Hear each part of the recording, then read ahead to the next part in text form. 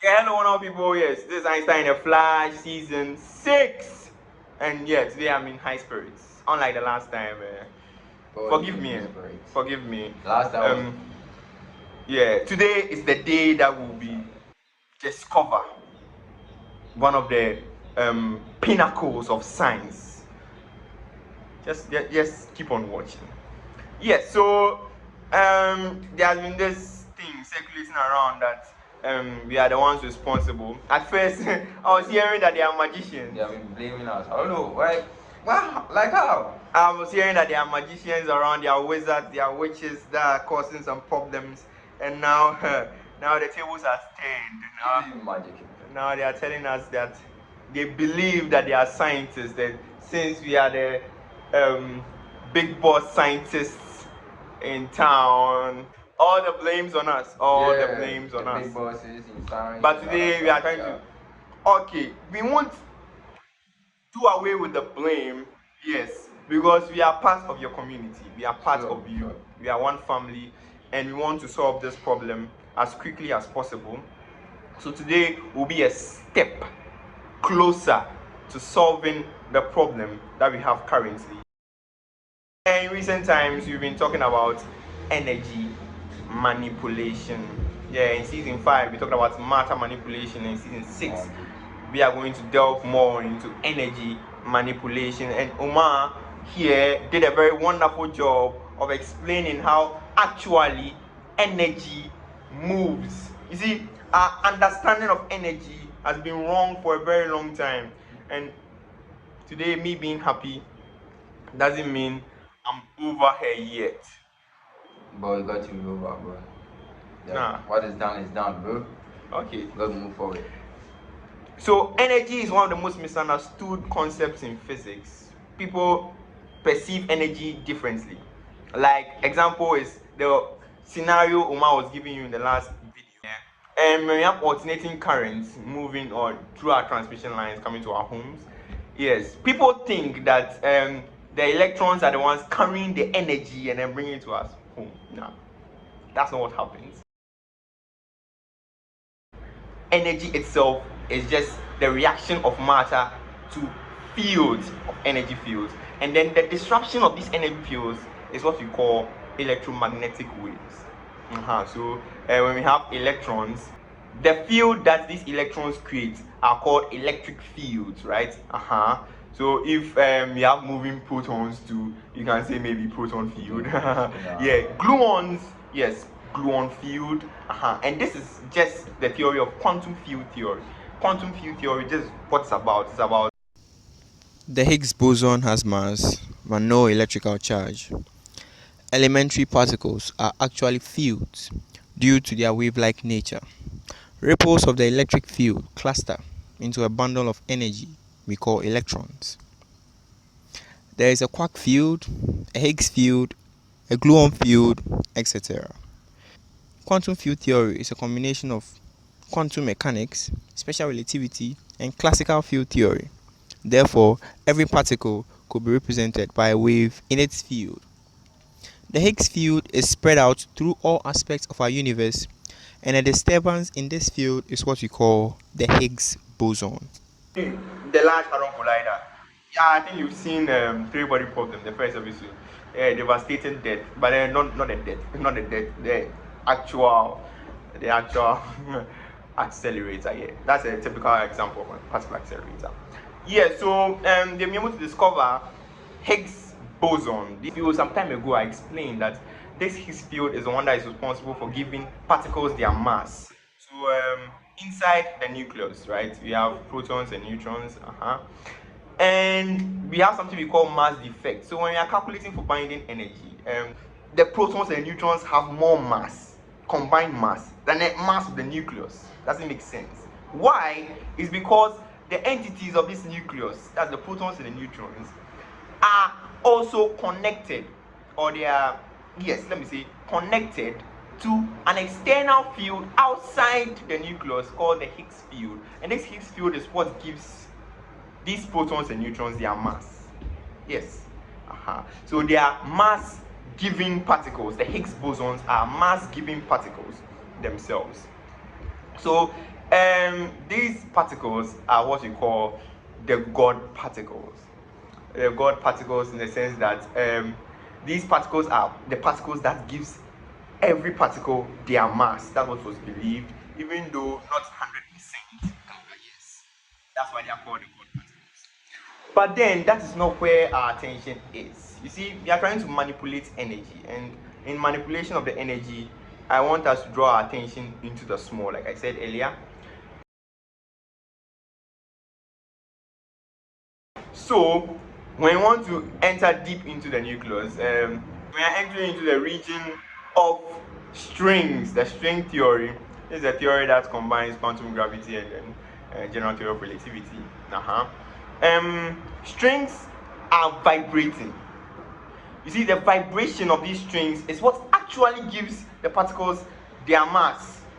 The Higgs field also gives the particle their mass, but then the strings, the vibrating strings, give particle majority of their mass.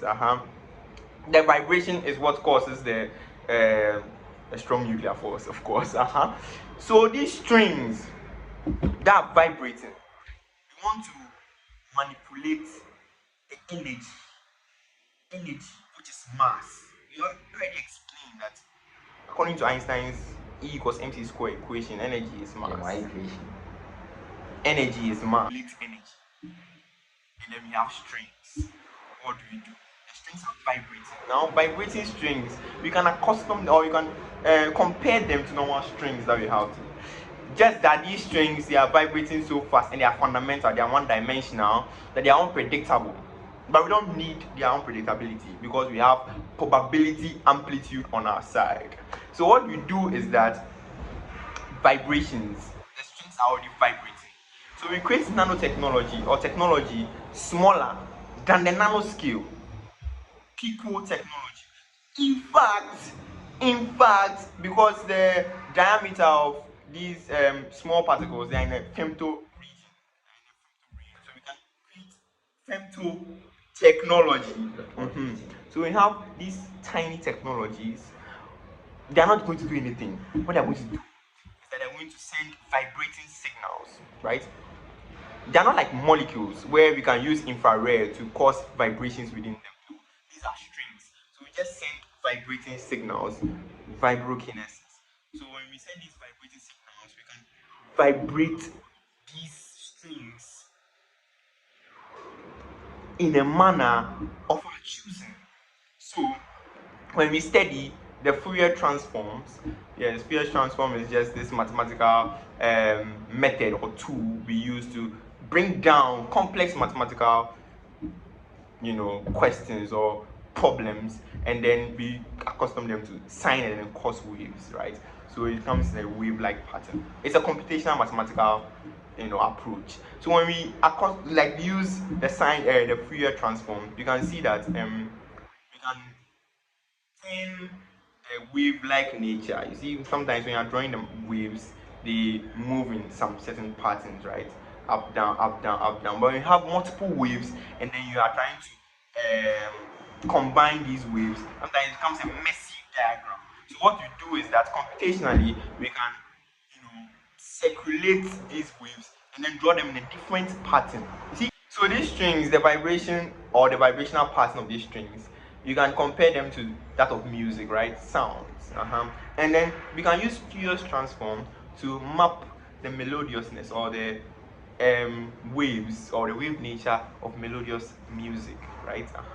But then when you are combining these multiple sounds, you see the music, they are from different instruments. Sometimes that's why the Game of Thrones theme song, you have cellos playing, you have violins, you have keyboards, you have a lot of instruments playing at the same time. How can you map all these sounds together? You get a messy diagram. So there's a way that we can use Fourier transform to map out evenly all these musical sounds, and then it creates a beautiful pattern. Yes. So when we have this pattern or beautiful pattern with the Fourier transform, we can create our own, pattern, as in how we want these strings to vibrate. You see, so when we have this pattern, we can send the signals through these femto technologies, and then these signals will be able to hit these strings. Now, I know it won't happen just instantaneously, but then as we hit the sounds, you see that resonance effects start to take place. These one-dimensional strings follow the beat, follow the sound, follow the sound, and then when it gets to a point, they'll all be moving in a rhythmical pattern. The strings within the prions, which are particles inside quarks, which are particles inside protons, which are particles inside the nucleus, which are particles inside the atom, of course. When we are able to accustom, I can see. So imagine the strings. so we are able to accustom these strings to melodious pattern-like sounds. Yes, we can be able to make them resonate and then move at the pace that we want them to move. And then when we're able to achieve that, we can be able to manipulate the energy that they are responsible for creating, the mass they are responsible for. So, bro, I think let's get onto it. When you're able to create this energy, you have no idea what you can do with it. This is the theory of everything, the theory that will lead us to creating the actual God particle. God. With these waves directed through to the nucleus, to the neutrons, to the protons, we go smaller to the quarks. These waves resonate to the prions, and then these waves are entering. They are now on the strings. These waves are now vibrating the strings. They are hitting them. The strings are responding. They are responding. They are responding. They are resonating. They are resonating. And there it is.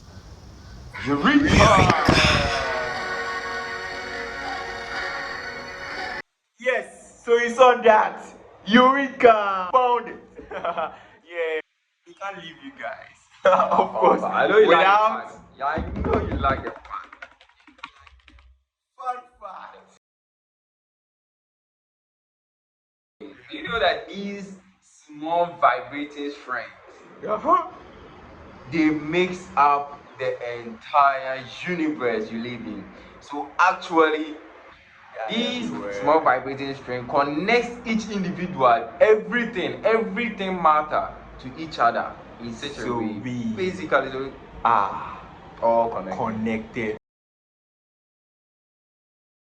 The manipulation of lights. Many people do not understand how mirrors work. We think when light hits mirror, the light hits the smooth surface of the mirror and then bounces.